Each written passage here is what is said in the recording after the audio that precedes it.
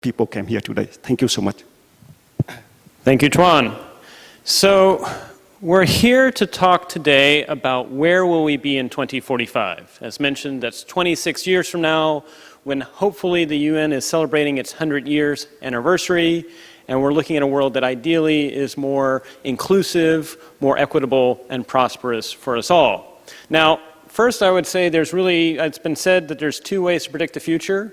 One is where you actually feed a whole lot of algorithms and data and try to analyze the trends to guess where that's going to go. The other way is to do either Ouija boards, horoscopes, or crystal ball, but in either way, you're probably going to be wrong. So I will first caveat and say these are my efforts to try and trace the contours of the choices that we have before us now that involve these technologies, but also most importantly involve people.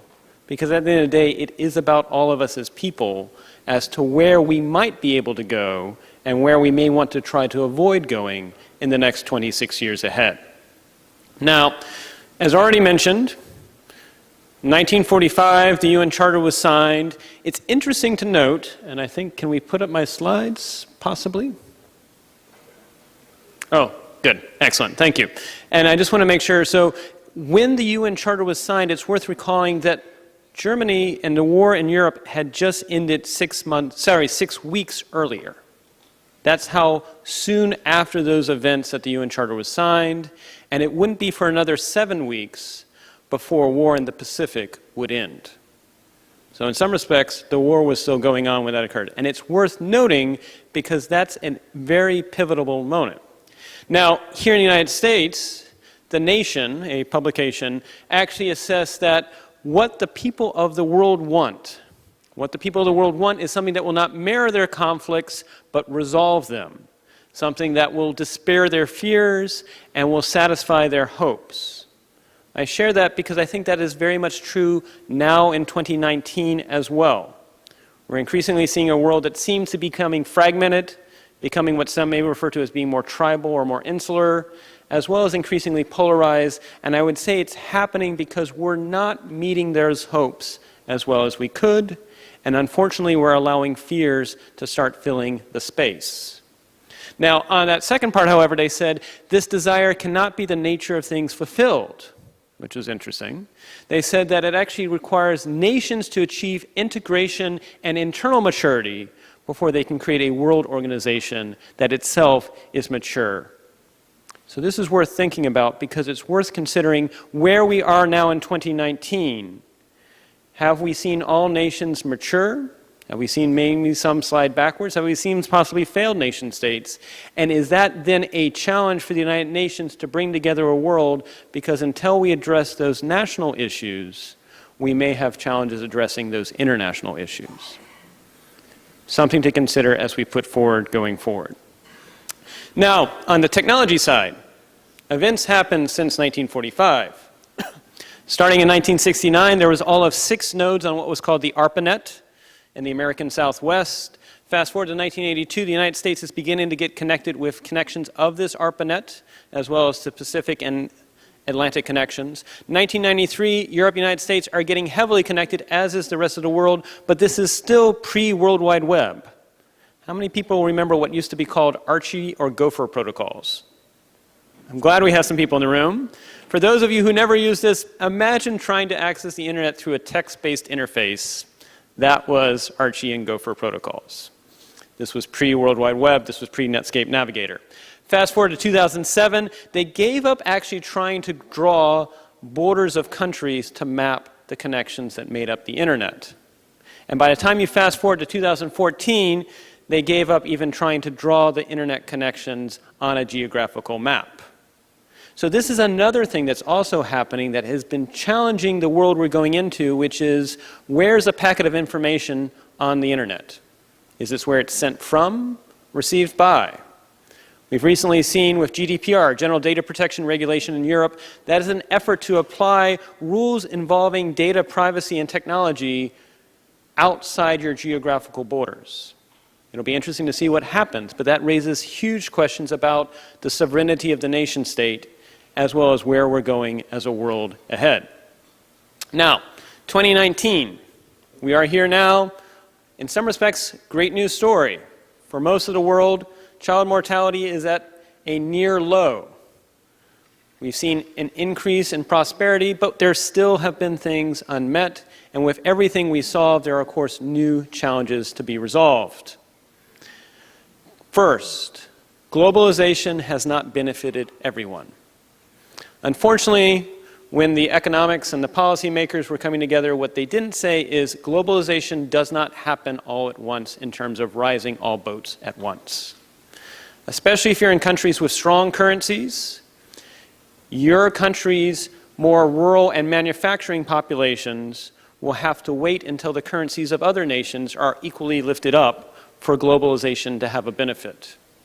We're seeing this in the United States, we're seeing this in Europe. I was a Marshall Fellow last year to Europe, had a conversation with a head of a major bank in England who said, if there's anything we can learn from Brexit, we didn't ask enough of the rural populations before we went to the vote.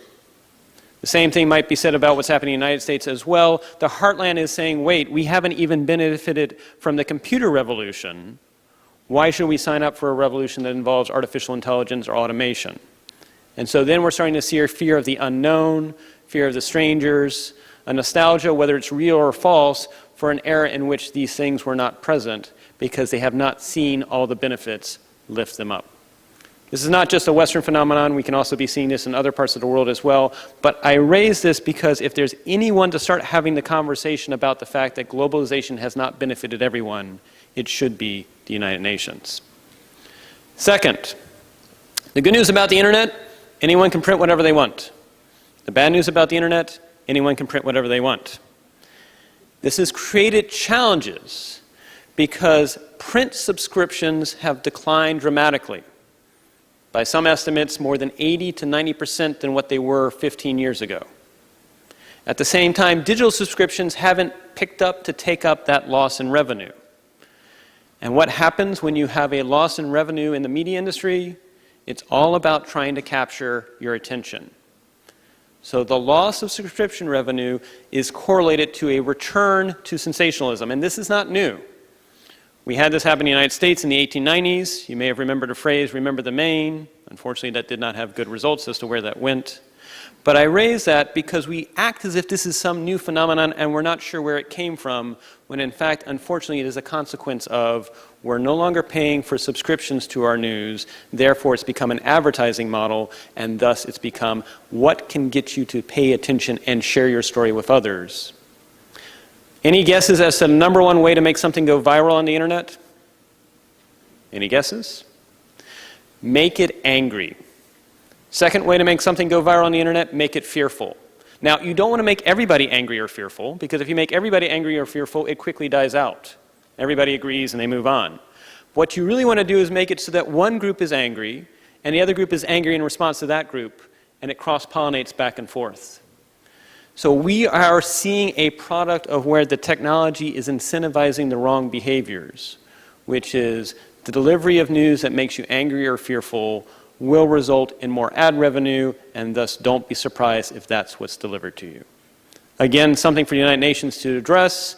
It probably will have to be addressed individually by individual nations, but if we can begin to wrap our arms around this global problem, given the global internet, that may be something that can create a better future if we starting the discussions now as we head to 2045.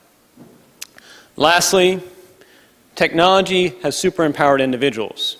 As already mentioned, almost all of us have a smartphone. Does anyone not have a smartphone and wants to say they don't have a smartphone?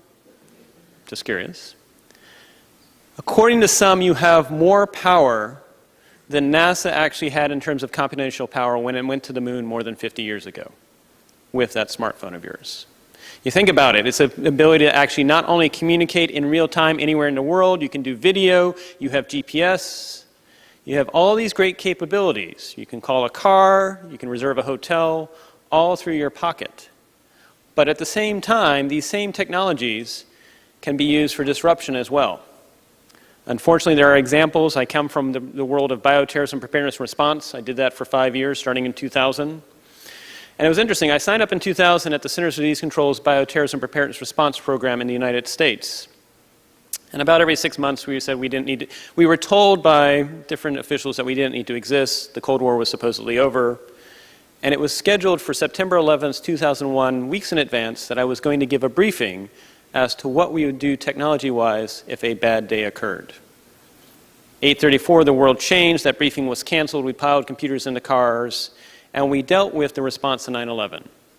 Didn't sleep for 3 weeks, stood down on October 1st. October 3rd, I ended up giving that briefing as to what we would do if a biological event happened. And unfortunately, 24 hours later, the first case of anthrax showed up in the United States. Technology, for good and for bad, is allowing people to do things that were only possible by nation states 40 or 50 years ago. That includes areas in what technology in the cyber realm allows you to do, technology in the bio realm, which could easily be a conversation for another day. We have to face the reality that we are super empowering people to do both good and bad. And we have to recognize, how do you live in a world in which that's possible?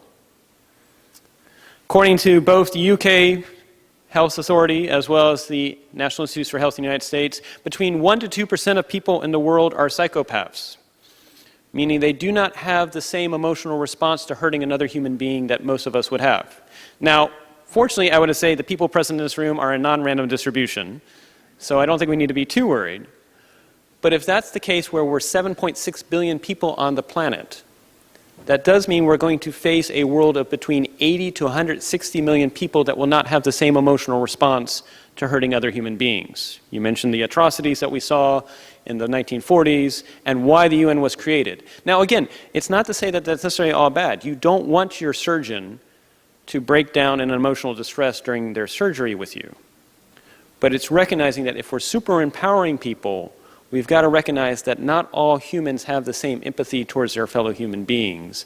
And what can we do as a world together to possibly address that and possibly increase empathy around the world?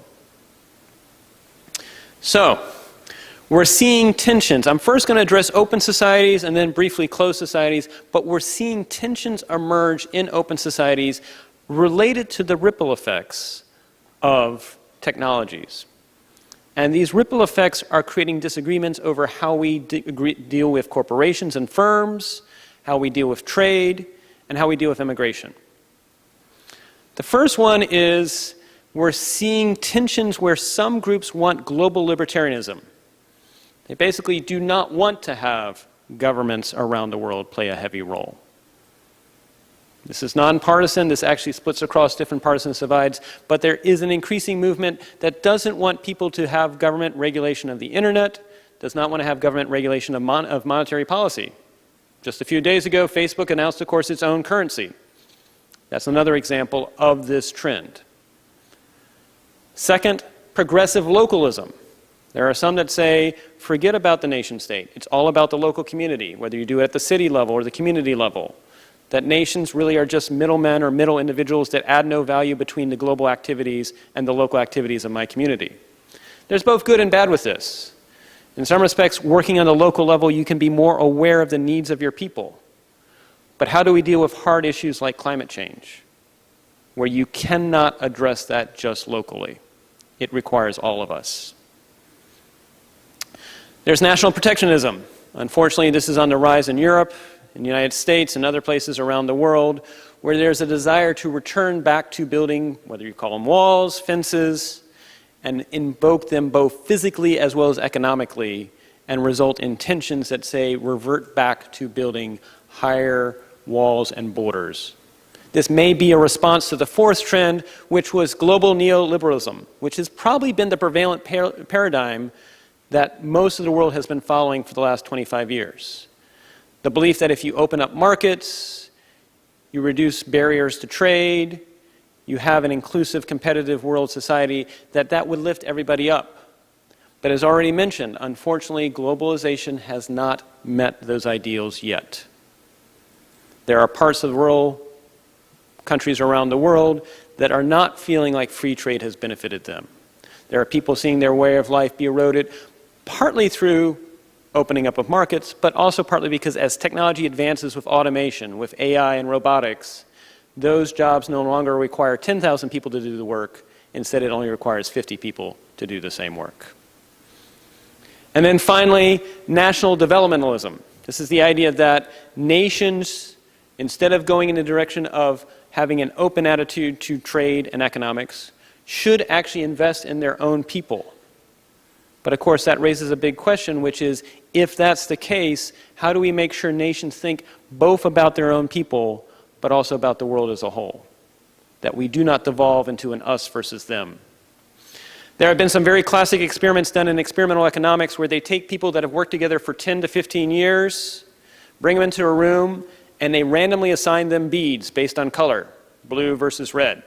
They have them go into a different room for 20 minutes just to talk and socialize, blue on one side, red on the other. Then they come back and they say, we're going to give everybody in this room $20. You can keep the $20, you can bet a part of it, or you can bet it all. But whichever team bets the most will double their money. The other team gets nothing, and if there's a tie, nobody gets anything. What do you think happens? Here are groups that have worked together for 10 to 15 years. They convince themselves they're going to be more aggressive, more risk-taking than the other team, that the other team's going to wimp out, and of course they both bet it all, and nobody gets anything.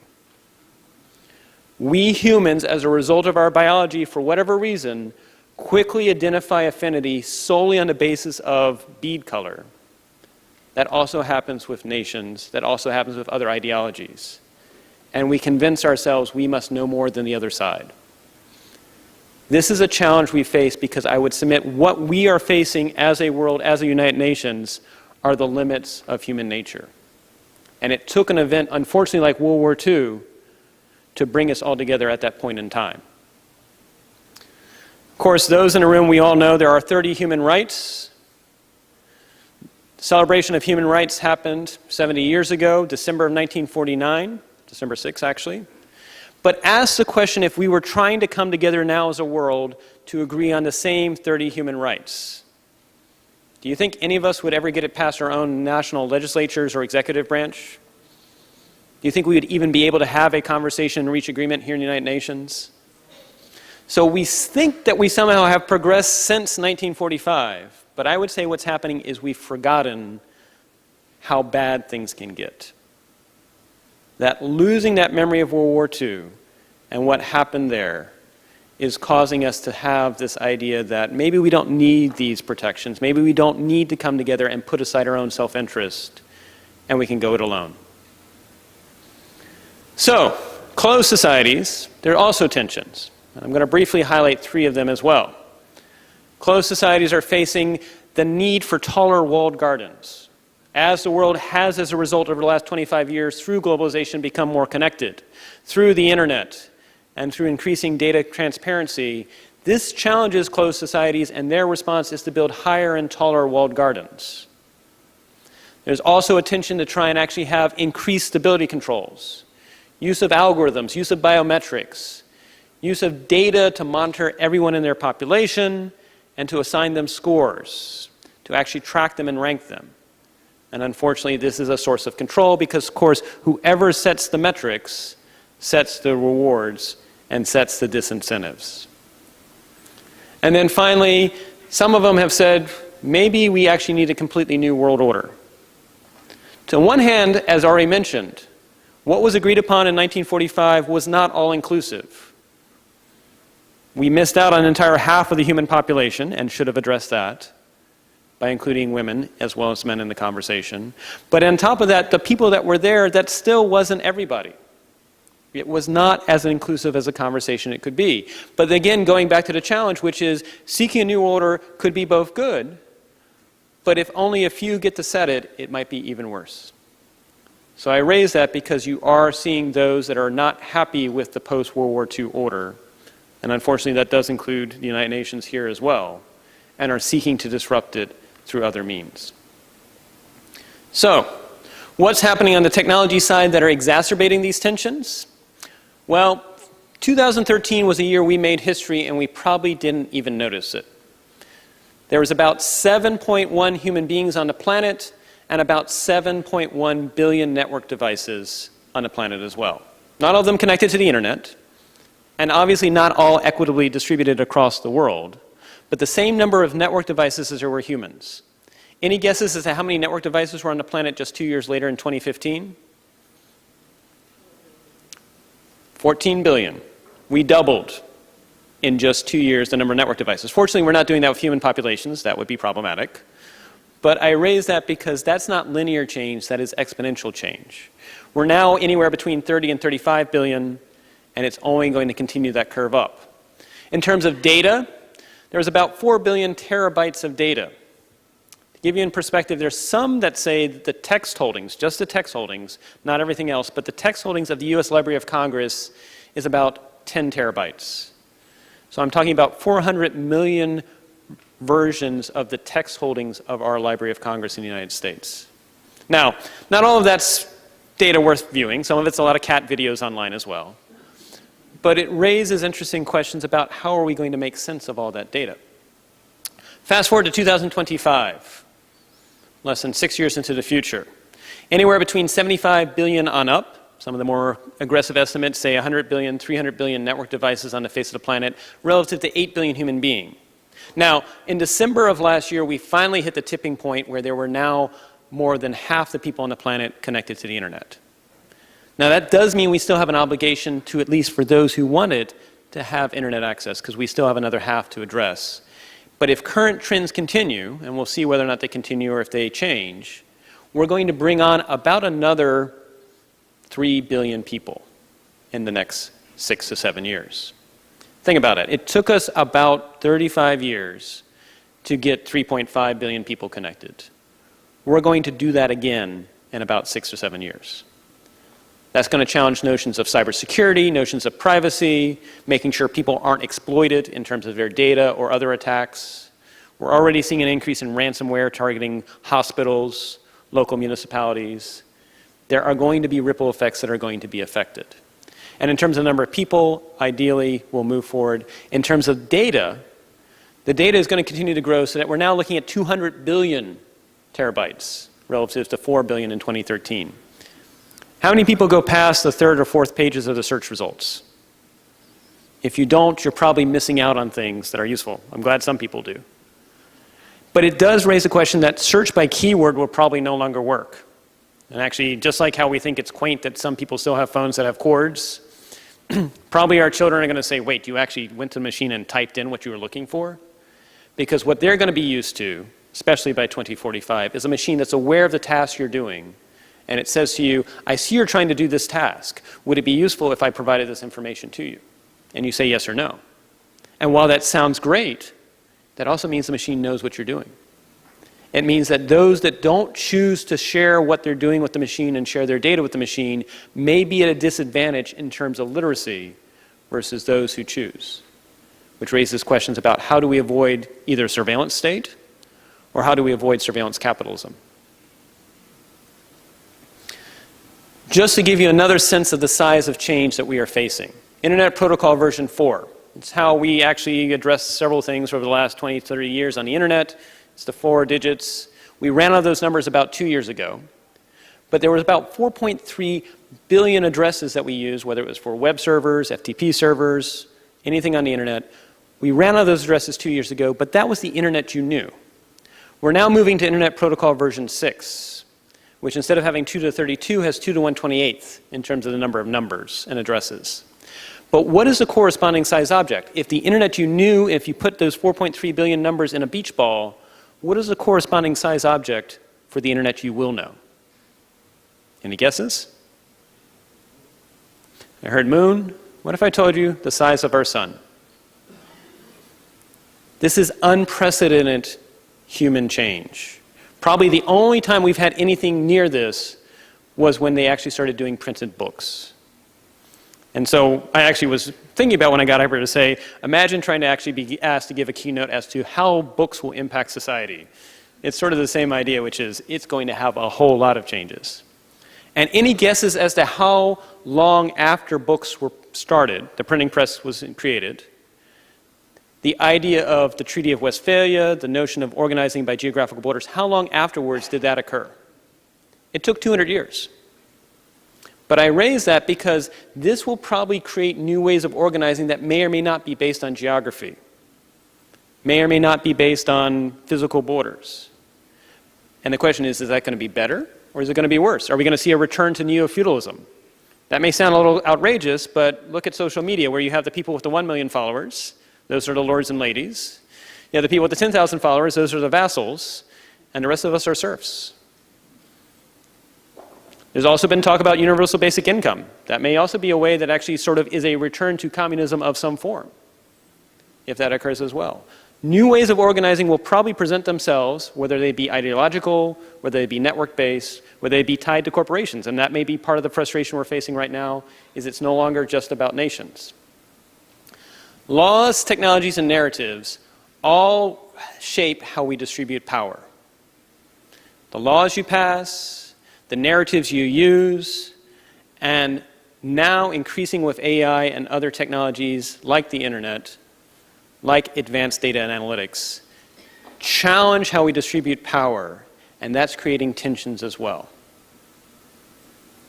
And I would submit that we are missing right now a positive narrative of the future. We used to do world fairs. We still have them to a degree, but they're no longer the attraction of a visceral, tangible experience that people can go to where they see themselves in the future, and even if it's wrong. I mean, I'm supposed to be in a space station by now, right? But it's about trying to give a hopeful narrative that is inclusive for everybody. And so maybe that's something the United Nations could do, is reinvigorate visceral, tangible experiences that are hopeful as we shape forward. Because in the absence of those narratives, don't be surprised if dystopian narratives fill the void. Now, again, going back to what was written in 1945, they said that this could not occur until nations themselves are mature. But I'm going to actually submit, it's not about just having nations mature before you try to move forward as a global United Nations. It's also about making sure those global corporations are mature, as well as network communities. And what we may be seeing right now are there are some corporations that are a little less than mature than we thought they were. And that's creating tensions and challenges around the world. So what are the choices we face going into 2045?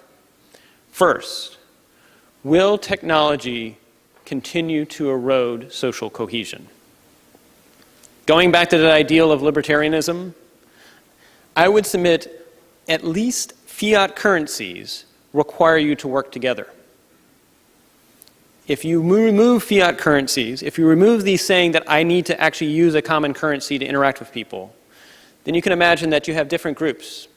You have an alt-left currency, you have an alt-right currency, and they no longer have to work together, and they've already had themselves create echo chambers in the news media. Now they start doing it on their currency basis, now they start doing it in terms of reputation basis.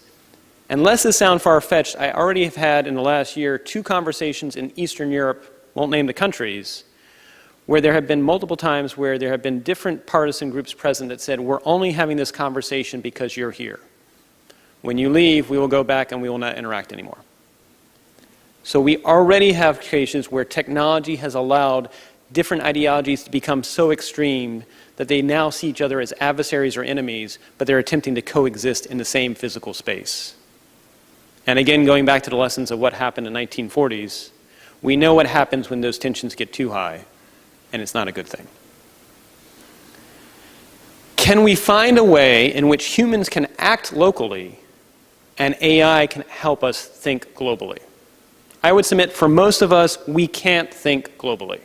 Again, this is a non-random group of people in the room, but for most of human evolution, you ran into 80 people in your entire lifespan, and those were your immediate family members for the most part. If you ask people to envision more than 150 faces in their mind, they probably can't do that. Cognitively, we are not designed to be aware of a world that is globally connected as the world we're faced. And that's, again, the limitation of human nature. But maybe if we find ways in which machine learning and AI can help us expand our perspectives. There have already been experiments where they have pen pals in different nations. The machine helps translate the language. You do this for about 9 months, 12 months, and then you reveal at the end of 9 or 12 months that that person who you've been a pen pal with, that you thought was speaking the same language as you, was actually someone of a different nationality, different background, and may have been someone that you would have normally perceived to be your adversary, but in fact, you've reached them and linked them together. We've got to use technology to overcome our own flaws as humans, and one of our flaws of humans is we cannot think globally well. Will a cognitive Cold War continue? I would submit right now there are multiple cognitive cold wars occurring around the world. It's not being covered too well. It's hard to actually attribute where this is occurring and who's doing it. But it's not something new. The reality is other nations have interfered with other nations in terms of information delivery and what they perceive to be truth for quite some time. But it's now even more possible with the reach that is possible through the internet and social media. And again, playing into the fact that we humans have limitations, unfortunately, we all have what's called confirmation bias. If something's delivered to you that sounds good, that matches your belief system, unfortunately, you will buy into it without a critical read of the actual article. And it's been shown that more facts will not change your position. Instead, they'll actually make you dig in more. Similarly, if you come out and want to say X is not true, we humans never remember the not part. We just remember the X part. We've seen this happen in the United States where a video of one of our rather famous congresspeople was posted that was obviously fake. But the question is, how do you address that in an open society? You take down the video, you've just done censorship. But you leave the video up, nobody remembers the disclaimer that says X is not true, they just remember X. So this is a huge question, which is our own human limitations as we become connected are playing into this cognitive war, this cold war that is occurring. And it's only going to get worse as technology challenges our ability to actually perceive anything without being played into our biases. Will globalization's low tide, as already mentioned, if you're in a country with a strong currency, your manufacturing in rural areas are currently disadvantaged in a globalized world. Will that low tide continue to decimate rural areas? Just to give an example from the United States as a whole, 2 years ago, 47%, according to some sources, 47% of all the jobs created in the United States went to the top 10 cities only. 1 year later, 49.5% of all the jobs created in the United States went to the top 10 most populous cities only. So we're seeing this phenomenon, at least in terms of cities and job creation, it's a rich gets richer phenomenon. And the idea that somehow rural areas with a less of a challenge in terms of access, lower wage entry, it's not occurring. You see companies gravitating to where the workers already are, even if it's more expensive than going to rural areas. Which means something has to be done to replant that forest. It's almost like the Amazon, which is if you cut down Amazon trees, they don't automatically regrow back. You actually discover the Amazon itself is a desert if you cut down those trees. Whether it's done by governments, whether it's done by the private sector, whether it's done by academia or nonprofits, something has to be done to help these rural areas that are currently being decimated. Else we will have a challenge in terms of frustrated, upset people. And the answer is not everybody moves to the cities. At the same time these trends are happening in the United States, you're seeing mobility as a whole go down, especially in rural areas. People are being stuck in an area that is seeing their factories close and they aren't able to move someplace else. These are huge challenges that we have to address. And then lastly, can you balance national interests with ecological and environmental interests? That to me is a huge challenge because right now, whether it's a corporation or a nation, it's almost a prisoner's dilemma, which is unless you can guarantee no one is going to defect in the bargaining, you are motivated to not cooperate yourself. And we have not figured out a way to use technology that can both encourage national thinking, can encourage individual private sector thinking, but also address economic and ecological interests. And this is the fundamental tension because we cannot, again, expect that everyone globally will somehow put aside their own self-interest. That's not human nature. It's even worse because if you're in societies right now that are not experiencing these environmental impacts, you walk outside and say, things seem pretty well. So maybe the technology can make more visible to others what's already happening, make it more aware and more proximate to us, because if we don't see it on a regular basis, we may not feel the compelling need to change our behaviors. So, what are actions we can take now beyond what I discussed? Well, first, we need to demonstrate how people can have greater decision rights over their data. I'm not talking ownership, because if you talk to any data scientist, the word ownership of data gets very murky very fast. It's not clear if you're curating it, if you're holding it for somebody, if you're creating it. But I am saying that we each need to have greater autonomy about what's done with our data. And the answer is not, here's a 30 or 40 page in-user agreement, do you accept or not? How many people read the 30 or 40 page terms and conditions? I'm glad some people do, but I would submit most of us don't. We need to push for a much more accessible and understandable way that everybody can have a better sense. And then try to figure out, do you have a right to some of the value that's produced using your data? At least in the United States, there are some estimates that say more than $30 billion of value is created off the exchange of healthcare data. Unfortunately, none of that goes to the individual patient that actually produced the data. So there's a market that is created, but it's not benefiting the individuals that are actually the sources of it, much less did they actually opt into doing it. Because there's a belief that if you chop off the personal identifiable information, it can be sold without their knowledge. But all of us that are in data science know if you get enough data, even if it's supposedly anonymized, you can actually identify where it came from. So do you have a right to the value created in your data? Do you have a right to correct your data? How do you know if certain corporations that have collected data on you is correct, or if they reach the right correlations? I was flattered, but I was once told by a social media site that apparently I identified most with the lost generation. And if that's the case, then I've been taking some really good beauty creams. But again, do you have the ability to actually correct that data if they reach spurious correlations? And then finally, do you have the right to opt in or out of using that data to inform algorithms and AI? Or is this done without your knowledge? And I raise that because it's not just about opting out, especially for minority populations. We've already seen cases in the United States and Europe and abroad where minorities, whether you be African American or others, the machine cannot identify your face because unfortunately algorithm data sets were not representative enough. But it gets even worse because if you're not providing your data, you may actually disappear as a history of your group. And I'm thinking of Native Americans in Canada, the First Tribes.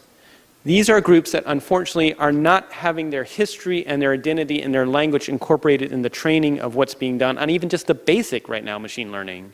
And if we're not careful, it could decimate and actually within a generation have forgotten that they existed. These are issues that we need to address in the United Nations. And it's not about shaming the companies doing it. The reality is they're charting a new brave world and they don't have a textbook. It's about addressing how we can make sure people are advocating for them, and it's them themselves ideally advocating, to be present at the table and to have a choice as to what they want to do and not be exploited. 2, can we demonstrate that AI can make public health and healthcare in general more affordable? Now, I picked healthcare and public health partly because I come from that background, having done bioterrorism, but it could be almost any field. But I raise that because this is something that affects us all and affects our lives. And I think that would help overcome some of the misperceptions about what AI is. Because the AI is not the Terminator. It's not Skynet. But right now, most people's information as to what AI is, it's from popular press and Hollywood. And so we have to make it real to you and show that it can benefit your life in terms of either reducing the amount of time that you have to spend on something, reducing the cost of something, or providing a better quality of care. And can you do this for underserved populations, as well as including it for mental and elder care? I'm not just talking about physical care too. Then lastly, can we demonstrate how technology can positively reframe how we work as individuals and communities? I think if history is going to look back, it'll say we spent the last 30 years leading up to 2019 creating technology that was great for corporations and great for some people, but we completely missed the neighborhood and the community part. And we're surprised where now people feel more lonely than ever. We're surprised that people are more polarized than ever. And I'm not sure necessarily this can be addressed through market-based incentives, because if the market tries to deal with communities, they may only find a way to exploit them. We've got to figure out a group that can rally around how do we uplift communities and give communities a voice and a locus of choice and how the technology helps them. But again, going back to, we used to have at least some narratives of the future. They may have been biased in some ways, they may have been Anglo-centric, but at least there were some narratives about the future that were at least non-dystopian. I would ask, where are the non-dystopian narratives for 2045? And if we don't have non-dystopian narratives for 2045, don't be surprised if we create a bad future. So, having laid that all out and getting ready for the panel that hopefully will do a much better job of uplifting your spirits that 2045 is going to be great than I did, I do want to end with one positive note. This is a photo taken in 2013 when NASA's probe Cassini turned around as it passed Saturn. And it captured a picture of that pale blue dot, known as our home. Carl Sagan said in 1994, look again at that dot. That's here. That's home. That's us. On it, everyone you love, everyone you know, every human being you ever heard of, every human being who ever was, lived out their lives. To me, it underscores our responsibility to deal more kindly with one another and to preserve and cherish the pale blue dot, the only home we've ever known. We're going to need more positive change agents for 2045. I thank you for your time, and I look forward to the panel discussion. Thank you.